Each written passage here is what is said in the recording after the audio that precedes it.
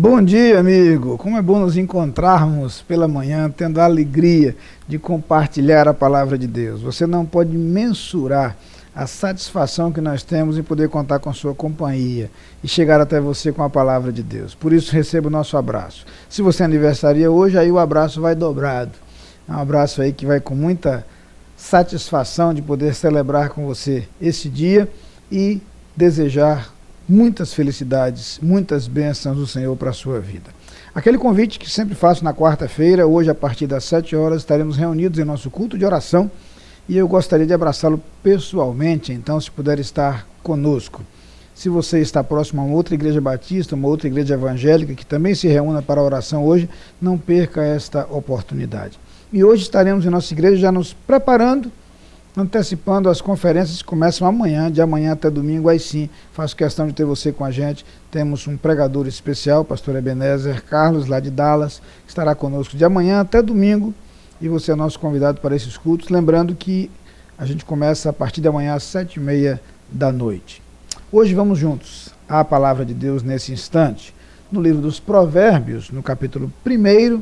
Eu quero ler com você dois versículos, o versículo 10 e em seguida o versículo 15. Eles dizem o seguinte: Filho meu, se os pecadores querem seduzir-te, não o consintas. Filho meu, não te ponhas a caminho com eles, guarda das suas veredas os pés. O conselho trazido pelo autor nesse versículo, especificamente nessa série de versículos, é um conselho referente às nossas companhias e às pessoas com as quais andamos e aquilo que fazemos com elas. Não dá para ler esse texto sem lembrar do Salmo 1.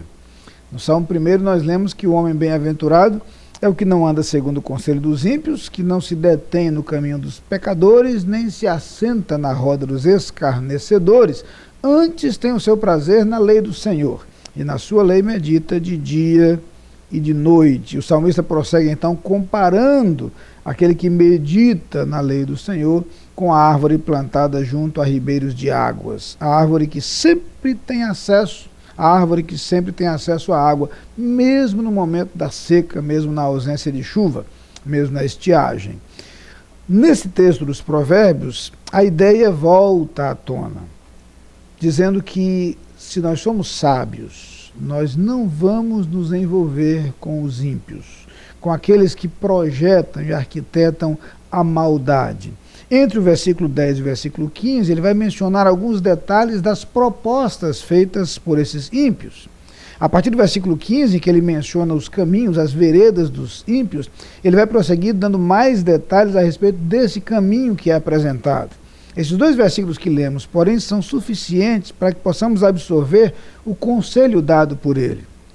Quando ele diz que nós não devemos nos deixar levar pela proposta, pela tentação, pela sedução, pelas ideias das pessoas más, ele entra em detalhes dizendo que muitas vezes estas propostas podem parecer tentadoras, e é mais ou menos isso que ele quer dizer quando menciona as características desses convites. Os convites às vezes são apresentados como uma série de vantagens, como uma série de benefícios, afinal de contas, se assim não for, nós não seríamos tentados a seguir. O que ele quer lembrar é que algumas vezes por trás de propostas aparentemente interessantes, propostas vantajosas, haverá o mal arquitetado. E é preciso ter a sabedoria para dizer não a isto. Tenho mencionado aqui algumas vezes uma antiga fábula, a fábula segundo a qual certa vez a verdade e a mentira saíram para se banhar no rio. Aliás, a proposta foi inclusive da mentira. No entanto, quando a verdade e a mentira tiraram suas roupas para se banhar, a mentira roubou as roupas da verdade e fugiu. E até hoje a mentira anda por aí vestindo as roupas da verdade. Ao pensar nisso, nós somos lembrados pela fábula de que muitas vezes o erro vem travestido de algo bondoso, vem disfarçado de algo positivo. O que o salmista lembra, então, é que as propostas dos pecadores podem sim oferecer vantagens, podem parecer interessantes, quer mais vantagem visível e aparente do que o comportamento desonesto ou corrupto? A corrupção existe exatamente porque parece interessante ceder à tentação e ser beneficiado pela corrupção. O grande problema está nos efeitos e resultados. Primeiro, porque o escritor dos Provérbios vai nos lembrar que este comportamento traz mal a alguém. Invariavelmente, a desonestidade, a deslealdade, a corrupção fere e prejudica alguém. Depois, porque o próprio autor do mal acaba sendo prejudicado pelo mal que fizera. E daí o alerta do cuidadoso autor dos Provérbios, dirigindo-se aos seus leitores como um pai se dirige a seus filhos, dizendo: meu filho, não se envolva nos caminhos dos maus. Não siga a vereda dos perversos. Mesmo que eles venham trazendo propostas interessantes, propostas sedutoras, aparentemente vantajosas, seus caminhos são caminhos maus. Maus porque trazem prejuízo para os outros, maus porque terminam em destruição.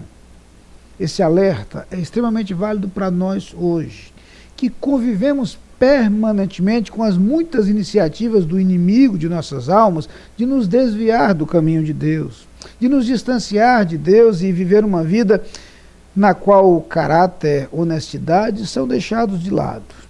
Numa sociedade muitas vezes de comportamento permissivo e inconsequente, nós seremos sempre tentados e meio que impulsionados a agir como a maioria e a assumir um comportamento incorreto diante de Deus. Que nós tenhamos o equilíbrio, a sabedoria e a coragem para dizer não. Esta é a proposta do autor dos Provérbios. Esta é a sua recomendação. Meu filho, não se deixe envolver pelos ímpios, pelos maus, pelos pecadores. Não siga os seus caminhos. Por mais sedutora que pareça a proposta, por mais difícil que seja resistir à pressão, não vale a pena seguir os seus passos. E eu compartilho com vocês esse conselho na manhã de hoje, para que ao longo deste dia, ao longo de sua história, você jamais ceda às pressões e tentações aparentemente vantajosas que o inimigo coloca em seu caminho. Vamos orar. Pai querido, convivemos muitas vezes com pressões e com tentações que querem nos levar a um distanciamento do teu padrão, dos teus ensinamentos. E é um comportamento muitas vezes nocivo e incorreto. Ajuda-nos, Pai, a ter a força, a coragem e a sabedoria para dizer não e para escolher sempre os melhores caminhos. É a oração que fazemos nesse instante no nome de Jesus. Amém.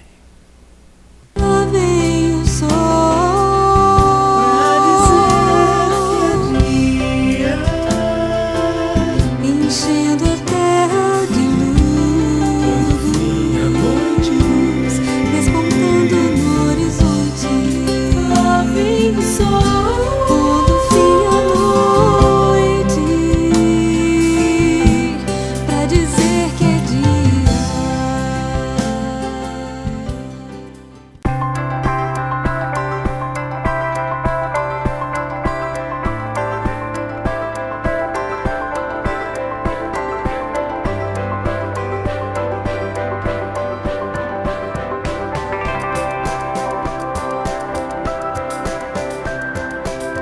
Em DBU, cremos na importância de uma educação centrada em Cristo e, ademais, cremos em Ti, líderes servidores.